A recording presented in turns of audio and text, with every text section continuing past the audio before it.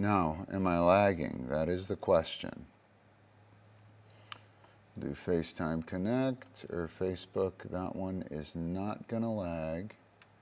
And this is the built-in camera. It is not set to super giant. This one is still not lagging. We are looking good there. Now let's break it.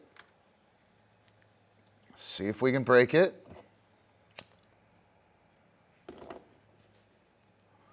So there was setting that has to be changed. Apparently 4K streams and larger than 1080p or big 1080p video ruins Monterey's syncing of video and audio. So that is fixed, I think. I think I fixed that. I followed their troubleshooting advice. Again, Apple died with Steve Jobs. Apple died with Steve Jobs.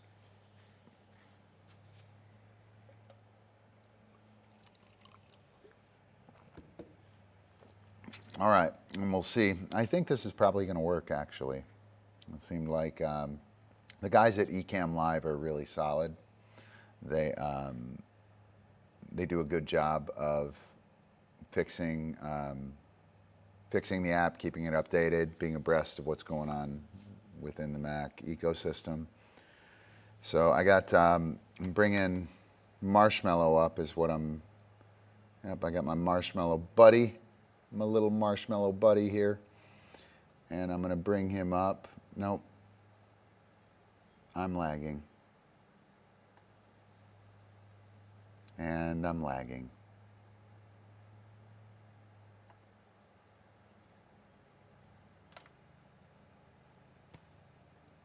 Motherfucker. All right, so I will try and change my camera settings. Well, I'll do that right now. I don't know if I can do it while I'm streaming. Boom. It's menu, isn't it? Menu. Video.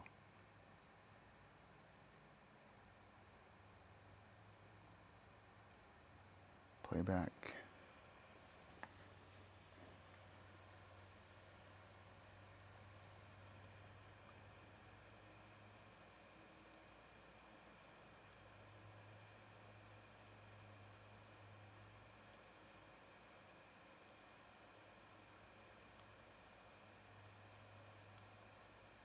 Come on. I want to back out. Can I back out? I don't know how to back out. Back out, back out. Turn it off. Turn it on. Menu. It's exciting, huh, guys? Whoa.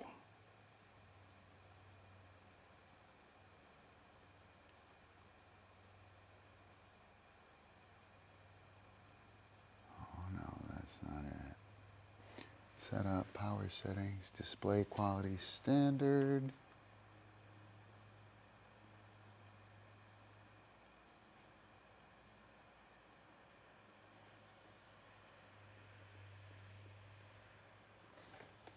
Cleaning mode. 4K output. Select.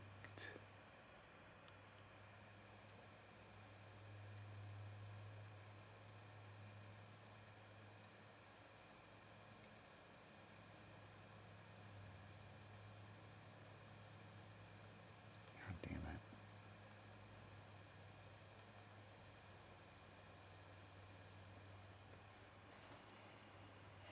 All right, fuck this. The Mac cam. Nobody's doing anything. There'll be dog out there soon, I think.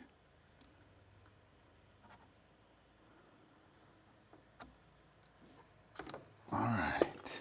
So, take this and that. We'll go menu.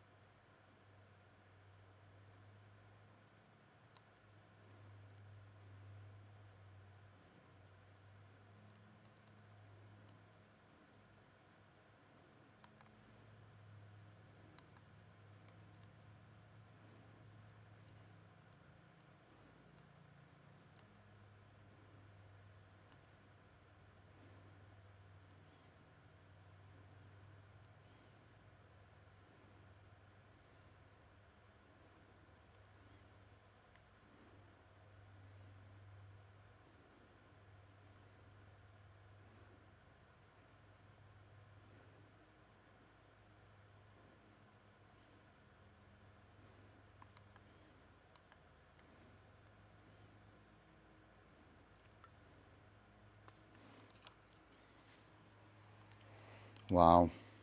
That sucks, man. Shit's broken.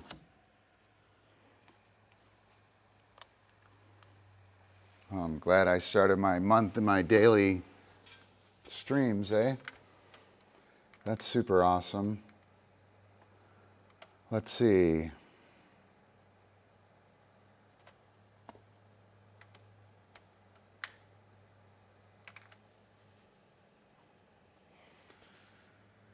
So is it going to wind up picking up? Looks like it's getting closer. If I go here, here, here. It's lagging. There's a 2-second, now it's good. Now it's good. Now it's good. Right? But like when I do something, if I switch to another camera, check, it's looking like it's doing all right now. Sucks though, man. It was fucking totally working. I shouldn't have upgraded. It's been like 6 months, man. Why is this shit still broke? Apple died with Steve Jobs. Apple died with Steve Jobs. I'm going to throw on a video real quick. It'll be a super quick one. I'm going to drop back. I'm just going to throw it on and let it play and then come back and see what King, where's King? King. King flips is a short one. Kingling over. Check 2. Hands are going at the right time. House. Oh yeah, King, yes. You're a badass.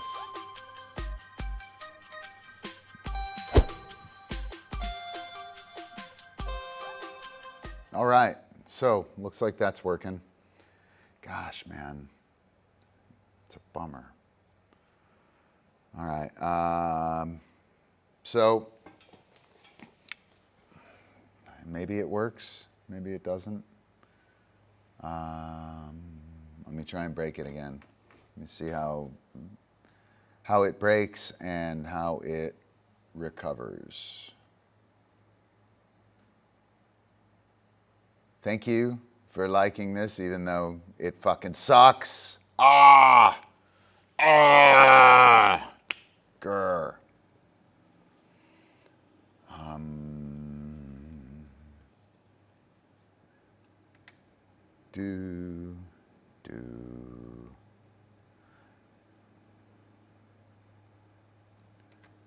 Need to figure out how to get just a YouTube only.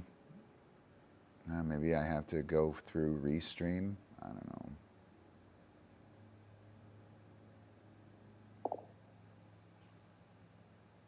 Thank you, Vincent. Appreciate it, man. struggling here. Apple, not good, right? Like it was a little slow, right? When I'd fire up Adobe Character Animator, it would go slow, but it was functional. And since upgrading to Monterey, there's a lag, right? And I think the lag only takes place after I turn on my mascot. So here we go. Yep, it's starting. Just, I move my hand. Nah. Motherfucker.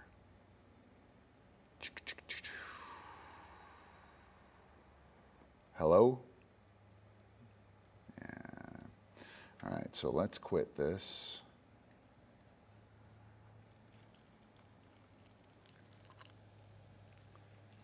See if it comes back. It looks like it's back. Yeah.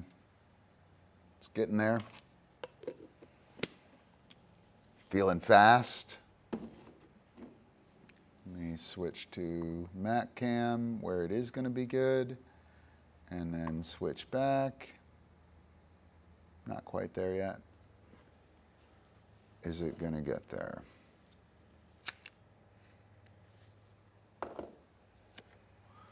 Yeah, pretty bummed, man. I have to say.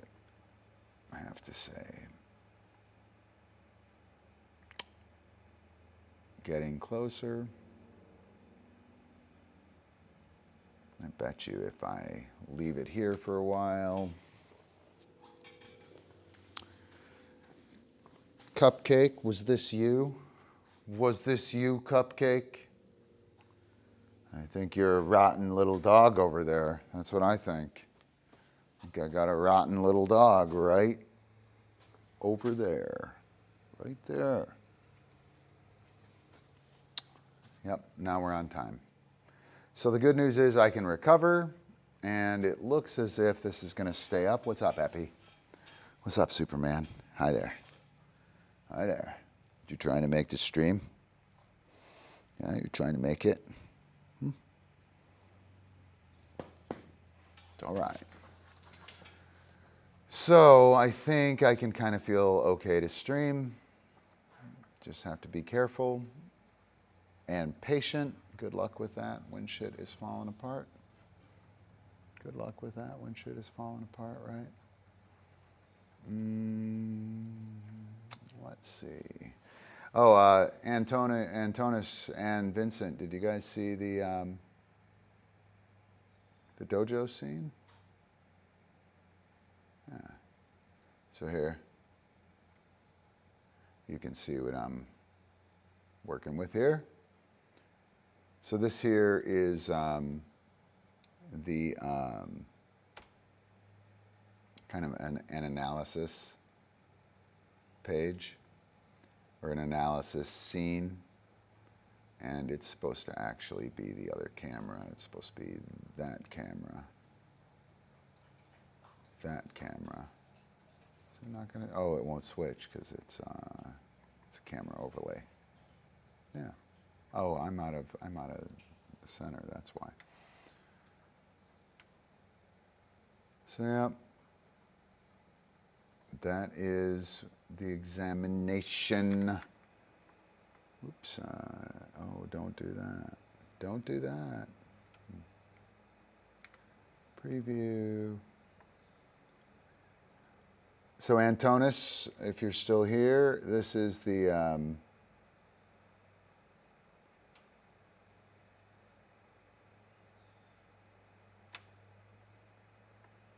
Cynefin framework. We'll be hitting on this sometime soon for sure. Yeah, let me pull that up. Where's my screen share? What is no screen? That's the overlay. So gotta find a place to touch the overlay. There it is. It's the Brave browser. Oh, you know what? So, show, Cam live, nope. Primary display. There we go. Watch out. So this is the Cynefin framework, and it is a,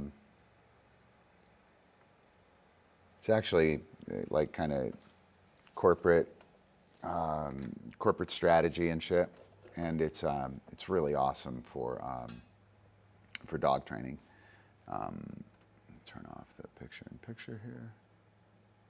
But this is kind of where I want to use this for like analysis and surfing the web and shit, like I'm some kind of presenter or something, right? So the Cynefin framework is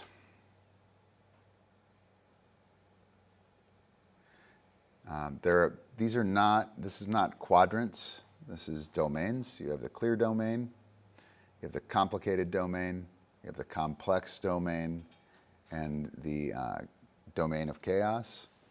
And then here you have the aporetic state and the state of confusion, right? And again, it's not whatchamacallit, it's not a quadrant-based thing. It's just, these are different, I can't remember what they're called. I can't remember what I call them. Anyway, in the clear, these are best practices, right? And these best practices are things like you always wash your hands after the toilet, right? Say please, say thank you, right? Things that just should be done, that we take for granted because they're so necessary and simple, right?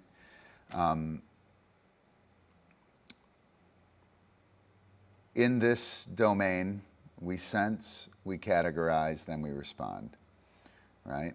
For dog training purposes, this would be stuff like sit, stay, positive marker, right? There's a whole bunch of shit I have in here. So as far as disc stuff goes, we have disc dog mechanics, right? And these things are base level functions. They're best practices. So disc dog mechanics, bite, drop, give, has to be known by dog, handler, and team, right? And any mistake or any, if we think something is clear, like it's a given, it's a best practice, it's established, we have it under stimulus control. If we don't, the first step, you fall immediately into confusion. It's called the simplicity cliff, right? Because the bite is so simple and elemental. If you don't have the bite, in terms of Frisbee, you fall into chaos, right? If you don't have the drop, you fall into chaos. If you don't have the give, you fall into chaos. If you don't have an around the world, you don't fall into chaos. You just don't do the around the world, right? If you don't have, if you don't understand a flank preference, you don't fall into chaos. You just fuck up the skill, right? You screw up the skill. But down here, in this area, if you don't have some of these disc dog mechanics, right? If you don't have them, money, you're kind of in trouble. In the setup moves, you don't,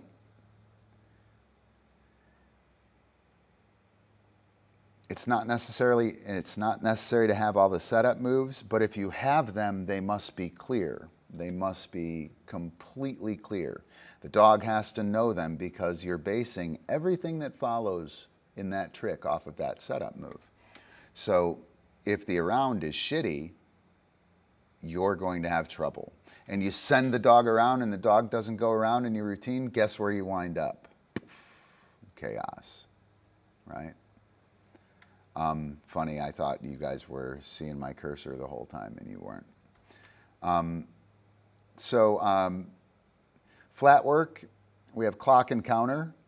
We need to be able to, dog handler and team should understand and be able to execute clock counter.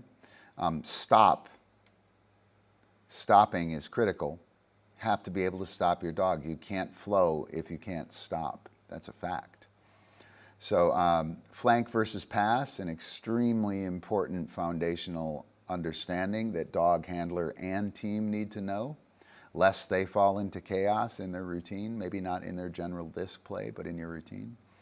Vaulting, we have to know linear vault, essentially discrimination, stall, and rebound.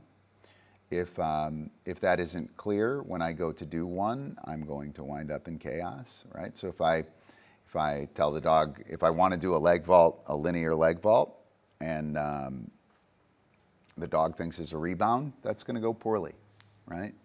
And if we don't have it clear between the two, we're not going to be able to solve the problem, right? There's essentially in the clear, there's nowhere to go more foundational than that, right?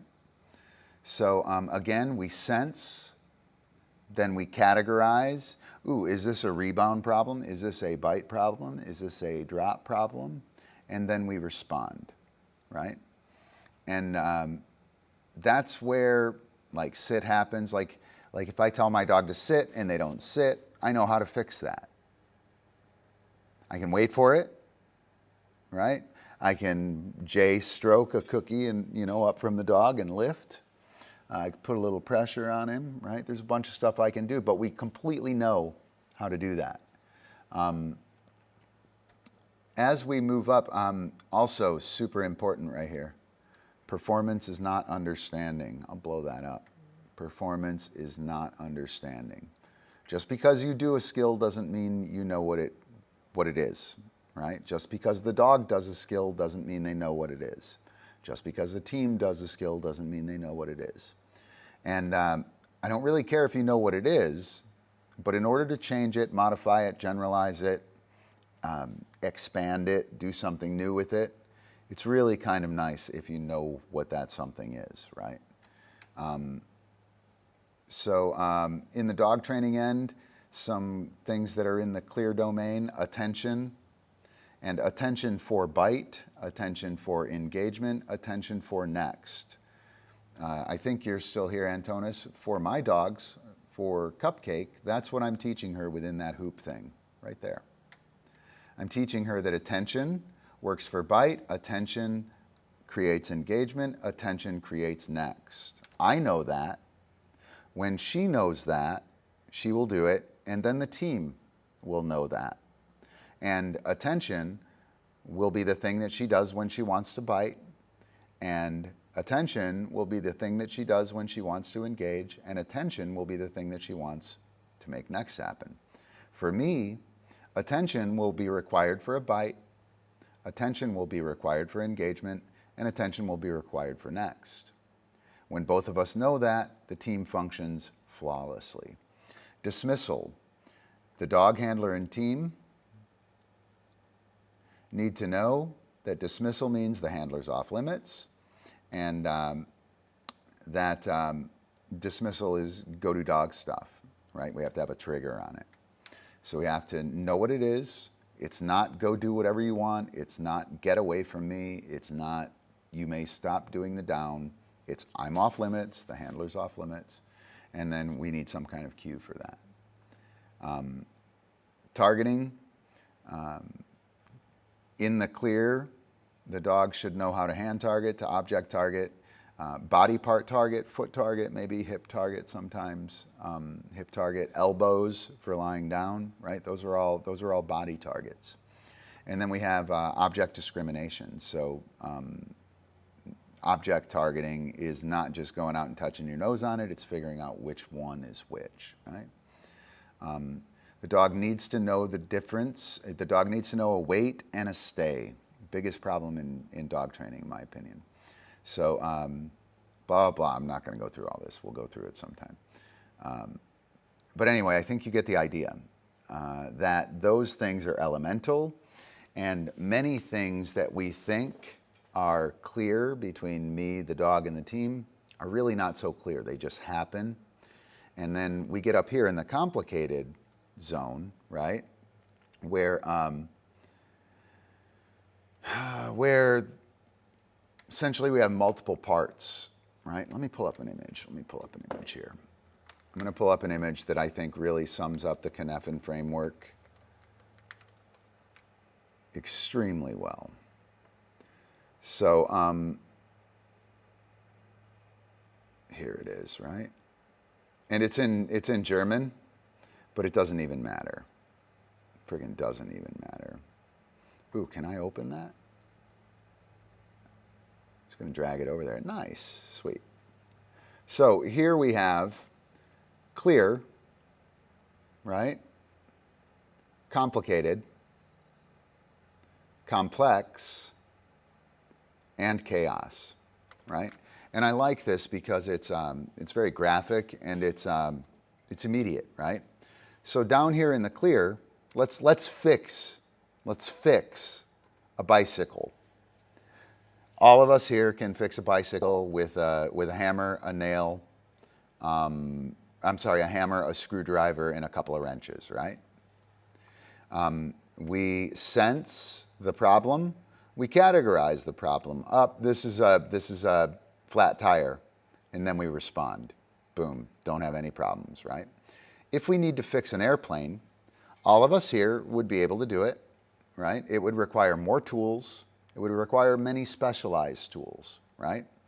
But the thing that the complicated domain really traffics in is expert knowledge, right? So while we could fix the plane, each of us, with similar tools and whatnot as the bicycle, we can't fix the plane without expert knowledge, right? And the bicycle and the plane are both machines. They're both machines of movement. They both have moving parts, right?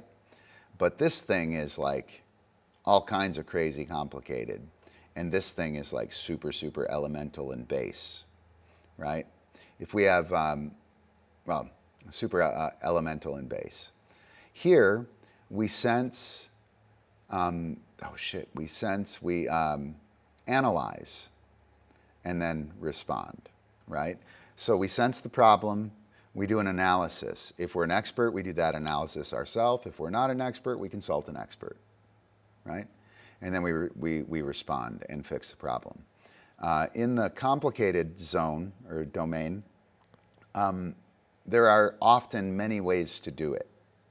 There are many ways that experts will disagree, right? The thing is each expert, with their disagreement, will come to the same finish and solve the problem, right? Most of our dog training is in this domain, right? Most of it is here.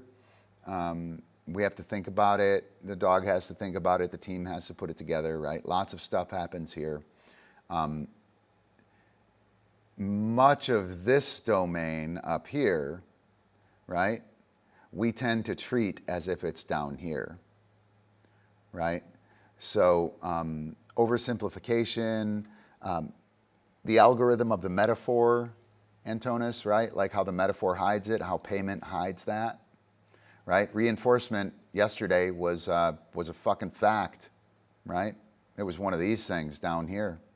And now you can see that it might be a little more complicated than you thought, right? And your analysis of giving a cookie and what the cookie did might need to bone up instead of categorize it. Oh, that cookie wasn't good enough, or it's this kind of cookie. Up here, you have to analyze. Well, what kind of cookie was that? What was it that made the cookie not as good, right? So, but a lot of our stuff is up here. This is ideally where we get our dog training to. This would be stimulus control. We would be able to do the things very simply and reliably, right?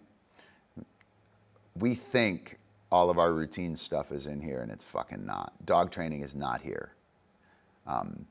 Over here, we move from the machine, from the ordered systems on this side, to the complex systems over on this side. We move from the machine to the organic, right? And here, the first thing that we do is probe.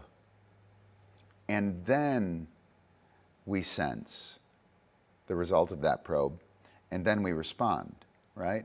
So in the complex system, we have to test the fucking critter first. If I want to fix the frog, I have to test the critter.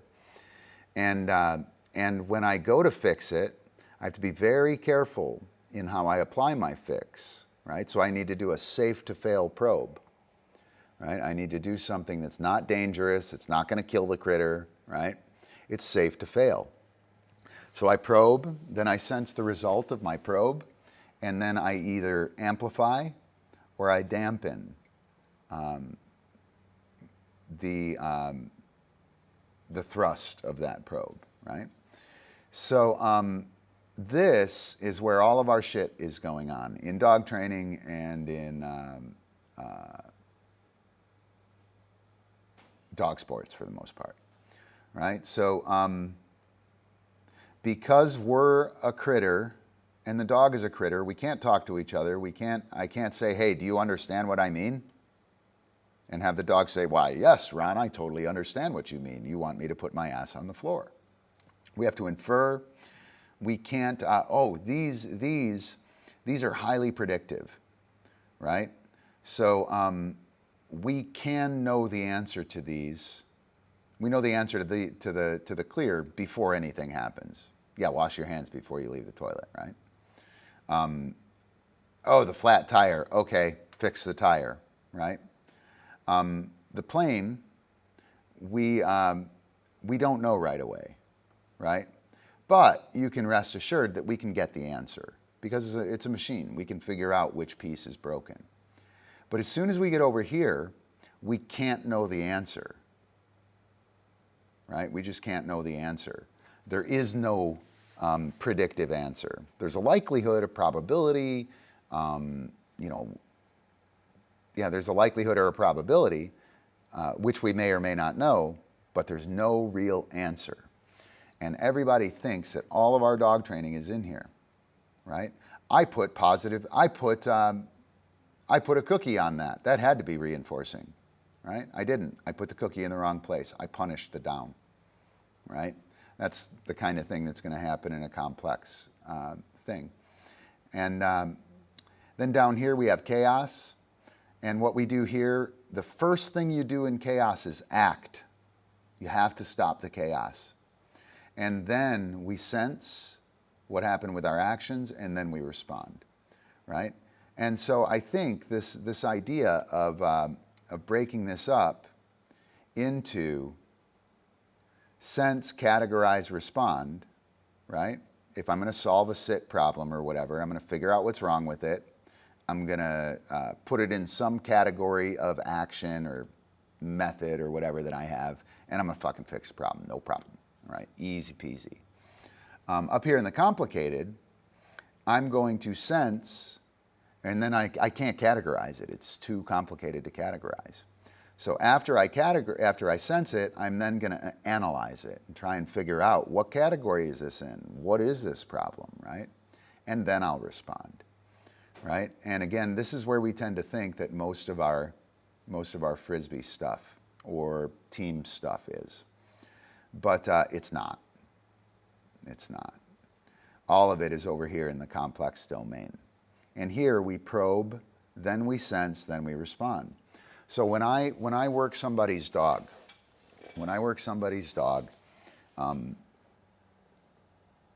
I watch them play. I make an assessment. That's essentially my first probe to work with that dog, right? So I've watched you play with your dog, Antonis. I know some things about the dog. I know some things about you. I essentially have intelligence because I've asked a question, right? Complete safe to fail probe for me to watch you play with your dog. There's no skin off my back with that, right? So I watch you play with your dog. I make some assessments. It comes time for me to work with your dog in a camp. You give me the disc. Dog goes ape shit. I stop, I put up a hand. That's a probe. The dog, or I stop, I put up the disc. I show a stop sign with the disc, right? And the dog bites the disc. That's a probe. Whoa, easy, cheetah, right? Next time, I stop, I put my hand out. Dog sits. That's my next probe, right? So I know that I can't use the toy. He's going to do shit, wild shit with the toy. I need to make sure that I use things that are not the toy, pressure, position, etc., right? If the dog bites my hand, I know he's a fucker, and I will protect myself throughout the session, right? So then I put the discs under my armpit, right, a little bit, and I walk out, right? And while I walk out, I watch the dog. The dog is jumping at my side. I stop, he stops. There's another probe, right? He's walking in heel position, right? He's walking in heel position.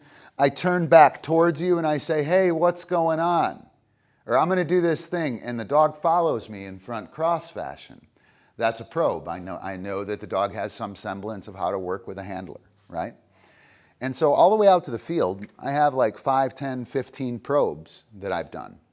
And I get out there and I go, wait, boom. And I send the dog around, Mackay holding here, and I send that around and I get rid of it real quick because I know that fucker's going to bite the disc. He gets around, I make the throw. I rock the dog. I'm done. I come back and I hang out with you.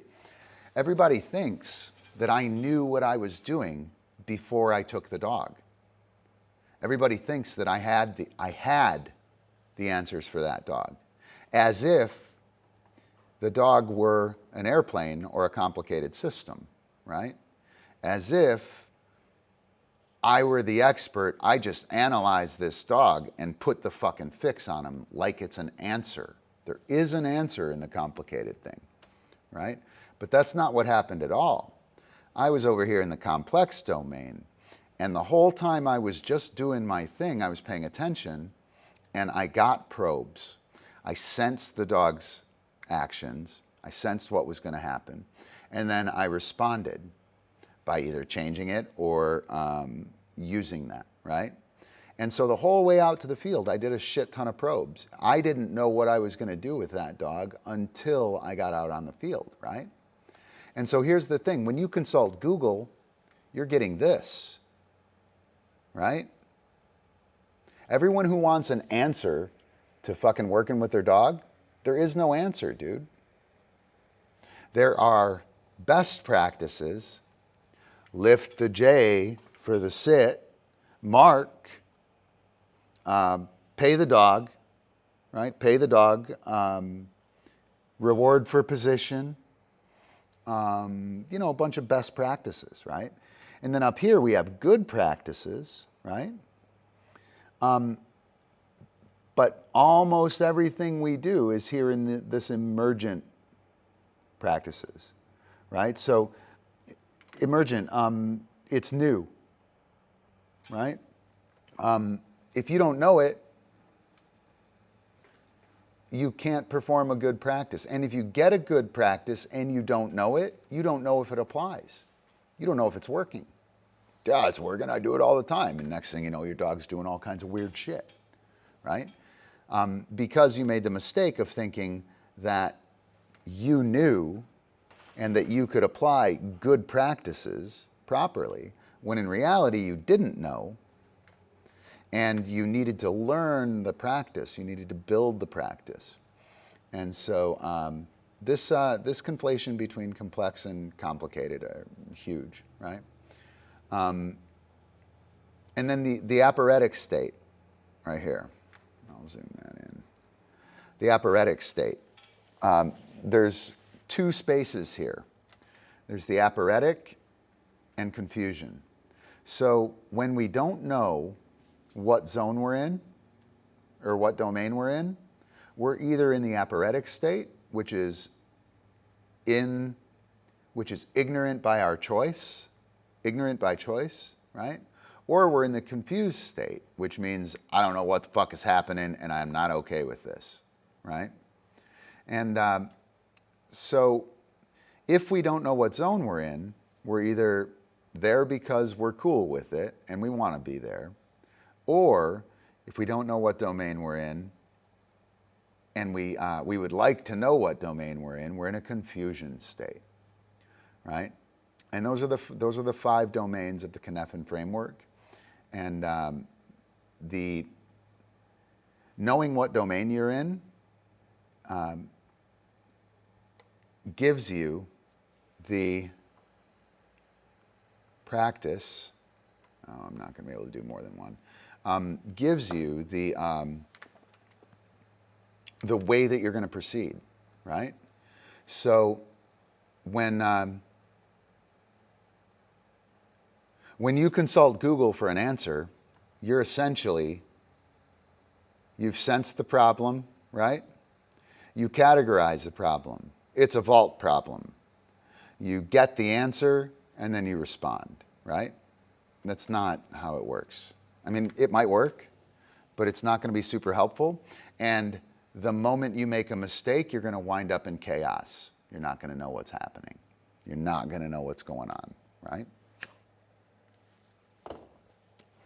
When you get realistic about the vault, you're going to sense, and then you're going to analyze, right? You're going to take 30 YouTube videos, and you're going to take the principles within those videos and learn how to use them, right? And then you're going to figure out which one of them applies, and then you're going to respond, right? And here we're already acknowledging that this problem is not a simple single answer, and that this problem is more complicated and requires analysis, right? And it's a good idea to do that. Not just think it's in the clear down here, right? Yeah, it's in the clear. Yeah, I got the answer. Let's move on. That's not how it fucking works, man. Performance is not understanding. Performance is not understanding. Just because you do it doesn't mean you know what you're doing. And if you don't know what you're doing and you're doing it, the moment it breaks, you wind up in chaos. So here's the one that's magic, right? When people want a solution for their dog, they say, what do I do? And I say, well, I don't know. What does your dog do? And you tell me, and I essentially run through a series of probes in my mind from my experience, and I kind of knock it down and try to give you an answer, right? But I'm just giving you like probes. They're like, yeah, this might work, that might work, I don't know, maybe this, maybe that, right? And then when I see the video of you trying to employ some of those, I sense it, and then I respond, oh, don't do that, do this one, right? And I can make that happen because I've done a shit ton of probing and sensing and responding, right? People are okay with letting someone else do that for them, right? But when people take the field to do something new, they want to know what they're doing right now, and you can't because you haven't done it. And nobody knows how it's going to be done, how it's going to look, what pitfalls you, your dog, and the team, you and your dog together, are going to experience, right? And so once you realize that the first thing you do when you're doing something new is you try something safe that you know how to do that might do something, and you see what happens, right? And then from there, you start to feel your way to the answer. And the whole way you're growing new ideas and emergent practices, emergent understanding, right? You can't go out there and do something you don't know how to do and start with sensing. You can't start with sensing because you don't know what the input means, right? You have to probe first to get something moving. Once something's moving, then we can sense what's happening, and we can try and put it into some of our boxes that exist over here on the ordered side. When we get into chaos, the first thing you do is act, right? For me, attention eliminates chaos. I don't really have a shit ton of chaos. Because when shit goes awry, I stop and I wait for attention. Right? Once I get attention, I move back into either the aphoretic state. Oh fuck, what the hell was that? Hang on one second. Let's try and get our bearings, right? Or once I get attention, I move into playing around in the complex domain, more probes, right? Or I go and I apply a more organized, structured interaction with the dog in order to get away from chaos. Most people, or not most people, the thing that you're enticed to do is to tell the dog to sit, to go over here into the clear, right? But if you're in chaos and you tell the dog to sit and the dog doesn't sit, where do you go? Right back into confusion. You're right the fuck back there. So from chaos, you do not want to act into the clear. You don't want to go directly into the clear, because if it doesn't go well, you're back in chaos, right? And I think that is fucking awesome, dude. Like knowing that. Holy shit, everything is falling apart. Well, do something. I don't know what to do. Anything. Say, scream potato. Potato! Dog looks at you. What the fuck? Yes. Here, go get that. Take that roller. Let me get the fuck out of here. Right? Let's get this shit. Whoa, right? Anything. Right? And when you're going out to do something new, or you don't quite know what you're doing, you can't know what you're doing because it's new. And you can't know because you don't know what to do, right? So when that happens, when you don't know the answer, you can't know the answer, you try something that's safe to fail. And you try a safe to fail experiment. I can show you guys this. So some of the probes.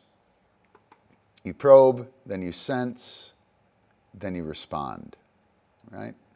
So you probe. You have tools, right? You can probe with dismissal. Go do dog stuff. Let's see what the dog does, right? You can probe with attention. You're pretty much going to probe with your complicated and your complex. I'm sorry, your complicated and your clear stuff. Clear stuff is really nice to probe with. So I'm going to probe with attention, right? Let's wait for attention, see what happens. You can probe with your criteria. Let's try this criteria of this behavior chain. I don't know what to fix. Let's try this, right? You can probe with reward placement, right? What happens if I put the cookie over here? What happens if I put the cookie over there, right? And then you sense the result, and then you respond accordingly. I'll keep putting the cookie over there. I like that. Ooh, I didn't like that. Don't put the cookie over there anymore. And you learn that way. Right? Even if you don't solve the behavior or solve the problem, you learn what happens when you put the cookies over there, right? And that grows your experience, grows your knowledge. We can probe with the marker. I do this all the fucking time, Antonis. Big part of that marker going on. You can probe with rate of reinforcement. You can have a high rate. Oh, how about I just make it so hot and exciting that the dog can't make a mistake? Let's try that, right? No skin off your back, right? It's no big deal for you to alter the rate of reinforcement to see what happens. And if you see what happens is good, you keep doing it. If you see what happens is bad, you stop doing it or do something else, right? So you probe. Once you have a probe that's working, you want to play with that tool, right? You want to play with that tool. So maybe you create a game with it. You get on, you do it, or you do it, and it's working, you get hot, do it, yes, get off, go do dog stuff. All right, what happened? What happened there? Did that work? That work? I like that, let's do it more. Ooh, I don't like that, let's not do that anymore, right? So you want to select a tool for your probe, and then you want to fuck around with that tool and play around with it and see how it works, right? So that's the probe kind of angle. Creating a safe to fail experiment in disc dog. First thing you do is you set up a probe with something you know how to do that you can predict how the dog responds. And then you see how that response relates to what it is you're trying to do or what it is you're trying to solve. And then the second stage is to sense, right? So you play, prepare, perceive.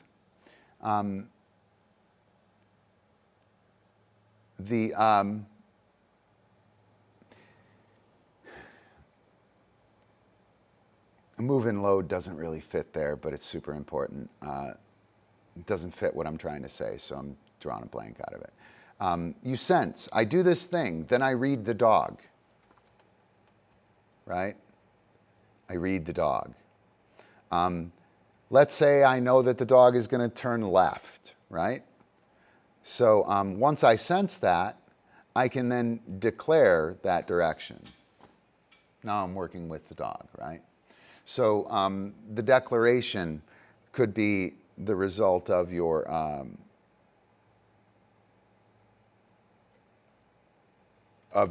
sensing of what happens after the probe, right?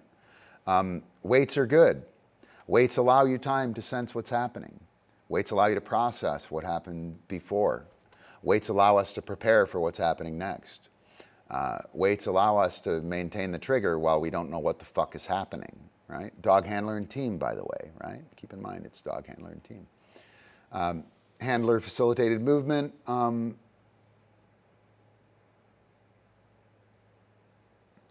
So this play, prepare, perceive, right? When you sense, you can play, right? And just kind of get a general sense of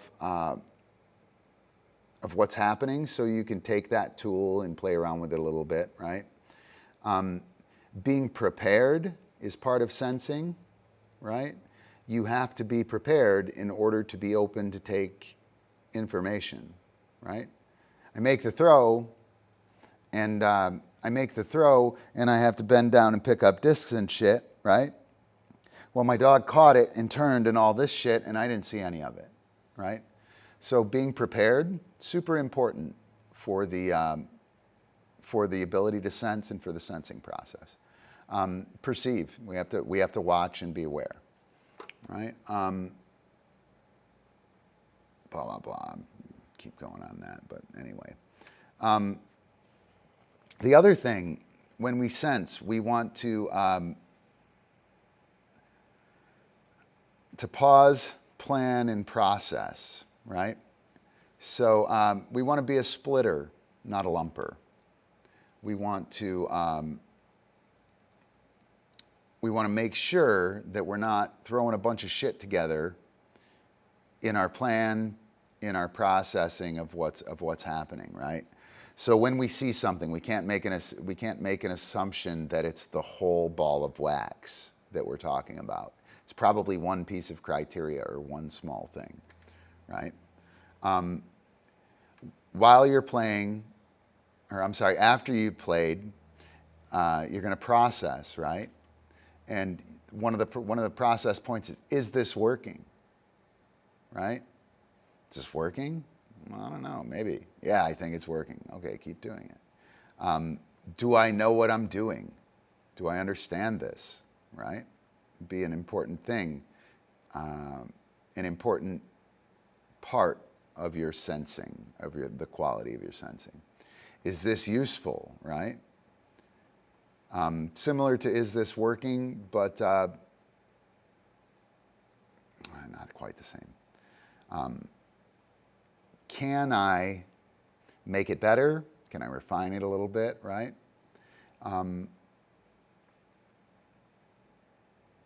Okay, we're good. What happened here? Do I want to do it again? Yes, repeat. No, I don't want to do it again. Go back to the probe or go back to another place in the early sensing process. So the first part here, we play, we prepare, we perceive, we do the thing, we're ready to go, we're all ready, we're doing it, we're on point, right? And then we see what happens. And then after we do that, we reflect, right? There's a reflection, and we take a pause.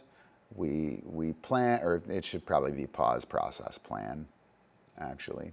We pause, then we process what's happened, and then we plan. And so sensing has two parts. The probe has one part, which is essentially to play with, well, selection, and then play with it. And then the response is strategies and tactics, right? So strategies are what are we doing here, right? Overarching thing. I'm avoiding the situation. I'm interrupting the problem. I'm trying to make this habitual success. My hoop stuff with what's her name? Habitual success was kind of one of my strategic focuses on that. I don't give a shit about anything else. Just use that overarching strategy. I can choose to try and reinforce a behavior. I could probably break that. I could probably add payment or reward as well there, but probably freak people out. Brain melting stuff, right? And then I can be proofing, right, as a strategy. Proofing is testing. Super important to not be using that strategy when you're learning. Super important to be using that strategy when you want to try and tighten up the behavior and finish it. Yeah. Obedience people, totally on that. Very important to have that right. Also very important to know that you're not proofing until you're ready, right? What are we doing here? We can just play. That's always a great strategy, right? And that's the response to your probe, to the sensing of the results of that probe, and then we avoid the problem. Or we probe, we sense, and then we decide interrupting the behavior is the way to go, right? We probe, we sense, and then we respond by setting up habitual success, right? We also have priming the pump, which is to do our best to loosen up the behavior beforehand. We have compare and contrast. We'll do this and then that, and that will be how or what we are doing here. I'm going to compare the rebound and the fakie, and I'm going to put them right next to each other strategically, and that's what we're doing here. And then freight training, that's the making every move a secondary reinforcer Antonis. That's that marking shit that we were talking about. And then we have tactics. How are we doing it, right? Similar to strategy, but a little more small scale, a little more pointed, a little more refined. So we can compare and contrast as a tactic, right? I could be reinforcing as a strategy, right? And I could be employing the tactic of comparing and contrasting proper performance with no cookie. Proper performance in cookie with improper performance in no cookie. And I can allow the situation to compare and contrast with that.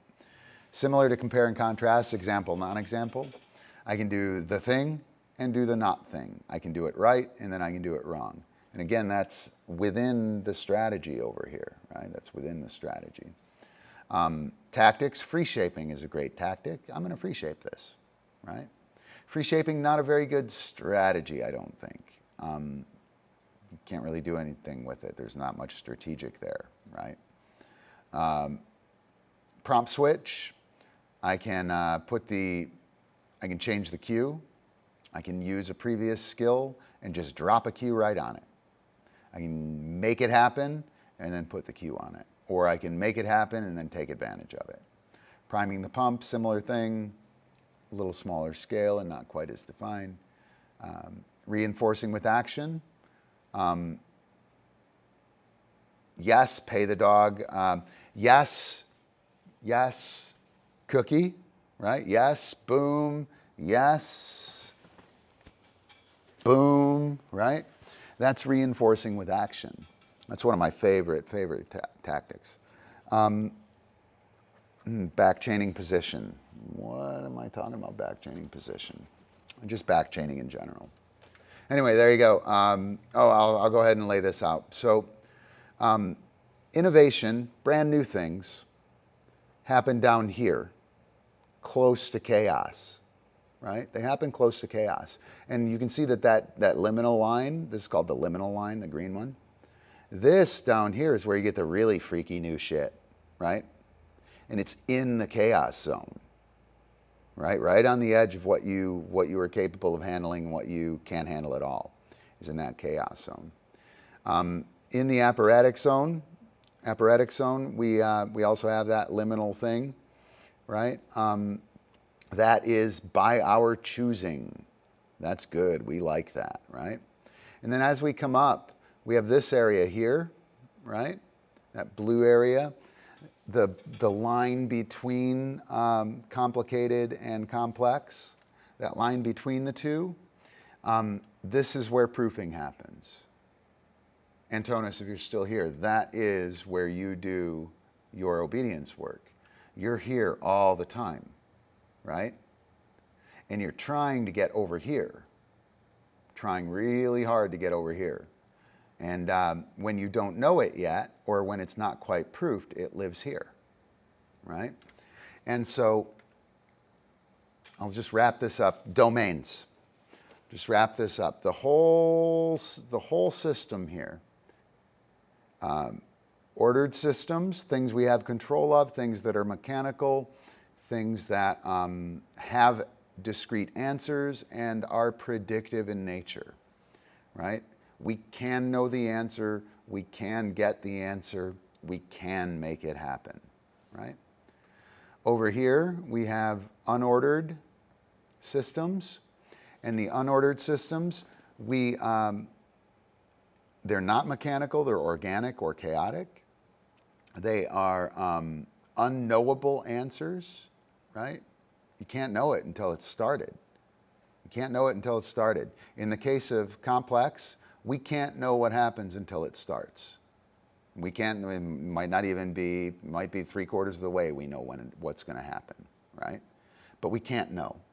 Down here, chaos, there's no predictive nature in chaos, right? So we have the unordered stuff. And we're moving around, right? We're moving around all the time. Hey, you know, my sit is awesome. Oh shit, my sit sucks. Right? Oh shit, my sit sucks. Okay, let's take attention to get out of chaos. Let's get into the apparatic zone and figure out what the fuck we're going to do. Okay, let's go back to square one and J turn that sit behavior. And we'll work on the sit behavior, refine it. Next one. I'm up here. I think I have a sequence here, the complicated thing. I know how it works, everything, right? If I want to change it or refine it or learn about it, I move it over here right now. I try something new within it. I don't know how it's going to work. I don't know how it's going to happen, but that's cool. I'll try it, right? If it works, I move it right back. And I put it in my ordered can do, I know how to do this pile, right? Maybe I go out there and just fuck around, right? And I just mess around. Maybe I'm messing around way down here, right? I'm messing around like in Crazy Town, doing shit. Whoa, what was that, right? And then I got to slowly roll that over into an ordered place. And so within the Cynefin framework, you're always moving around. And I think that is super important because most of the time when people are dog training and whatnot, right? When they're dog training and whatnot, they are, they're in the wrong zone, man. They're in the wrong zone and they think they're in the complicated and they don't know what the fuck they're doing. And they're trying to approach it as if it's complicated, right? Or they're in the complicated and they think they're in the clear. They think that the dog knows this. My dog knows this. My dog knows a sit, right? Pretty obvious your dog doesn't, right? At best, it's a complicated skill that has situational, positional components that you're unaware of, right? At worst, you need to go over into the complicated or into the complex over here and figure out what the fuck is happening. You have to learn. You have to develop an emergent practice. Anyway, a super cool thing, man. I'm super, super stoked on the Cynefin thing, and I'm going to go through that several times over the next little bit with variation. The only reason I'm doing it, Antonis, is because I think you're interested in it, and kind of goes a little ways towards explaining what I'm doing. Right? I'm not really just doing the dog training thing like a dog trainer. I'm doing a learning thing, right? With dog training happening. And I'm doing a learning, and I'm doing a, I'm performing that through the handler's lens. I'm a handler, I'm not a trainer, right? April's a trainer, right? I'm a handler. I handle dogs. And my training is pretty good, but I get bored with it. I like to do shit. I like to handle the dogs. So, all right. I think I'm going to take off. Let me, hang on. Yeah, that's awesome. So I have 3.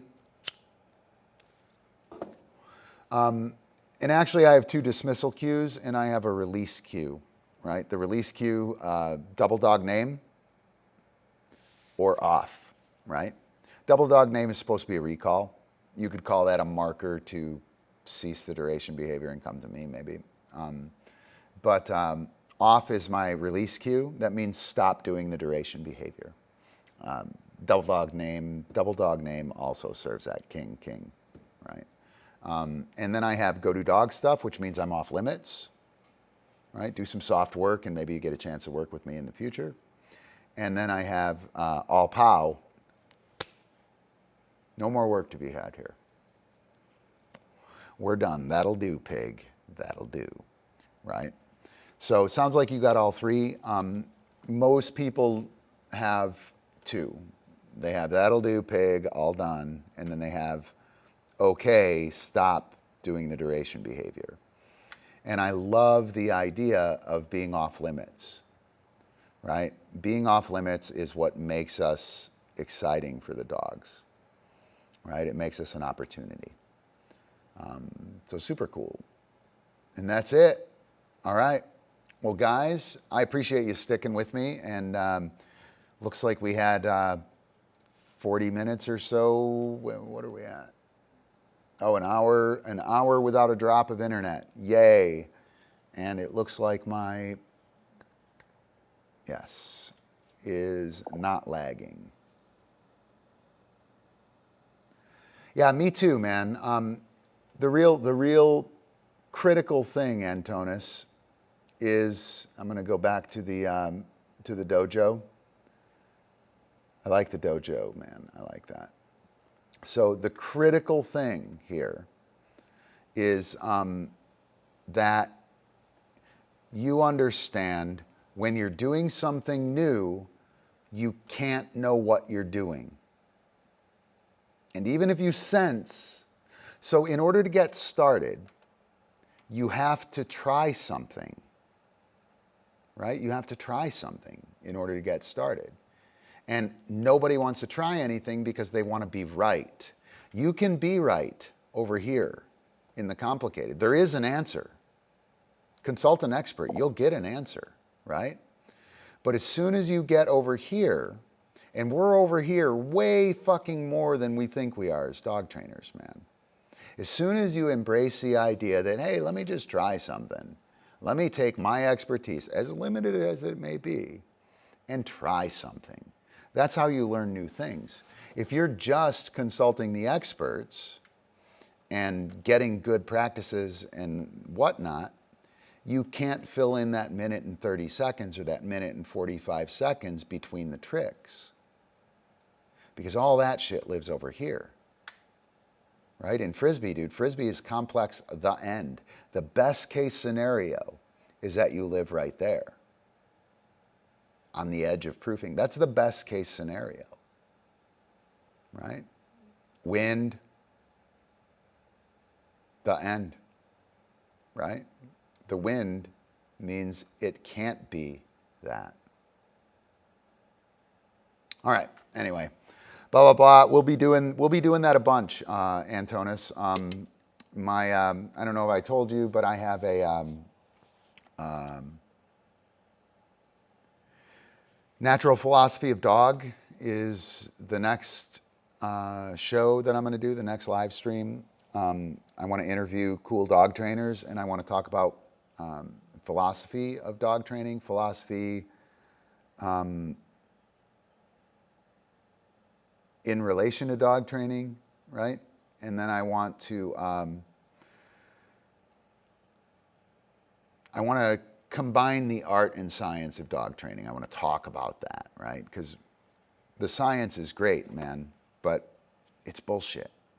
It's bullshit, man.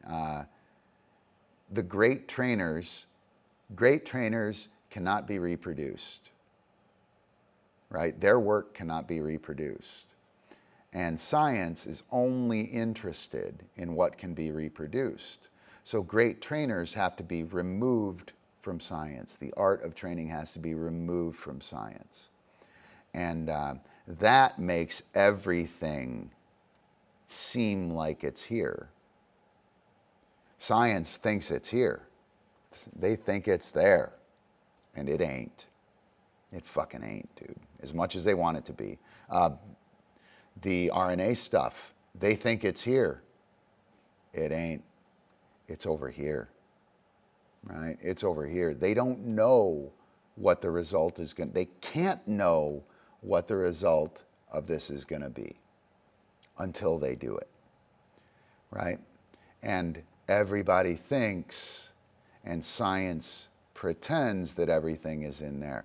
Anything that can't be put in here is metaphysical bullshit. Consciousness, right? Neil deGrasse Tyson, on a panel with other scientists, said, have we ever thought maybe that consciousness doesn't exist? Right? You ever think consciousness doesn't exist? And they can't put it into a repeatable, replicable box, so it can't be scienced. And I want to talk about that shit, because that's the shit. That's where the rubber meets the road, right? That's where everything happens. And an honest discussion of that with super cool dog trainers would be fucking amazing. So that's one of the places that I'm going in the future. This will feature rather heavily in it. I'll go ahead and play meme roll number 4, #badass, and I'll see you later, Antonis. Thanks a bunch for hanging out, man, and feel free to hit this up. If you notice any of the headers, the topics, feel free to time code them, 32 minutes, 45 seconds, 32:45, and put a title on it in the comments, and that would help me set up chapters, because I actually will probably try and go back and chapter this. I think it's pretty decent conversation. So cool, man. Meme roll number 4. Thanks again, and looks like we're kind of on point for non-lagging. I still can't do my characters, which sucks, but anyway, I'll see you guys in a bit. Peace.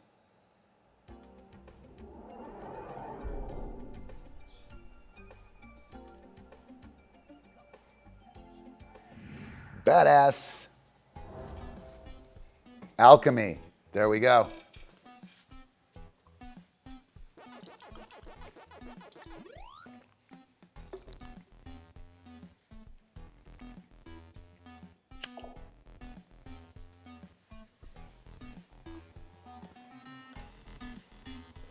Right? Totally badass.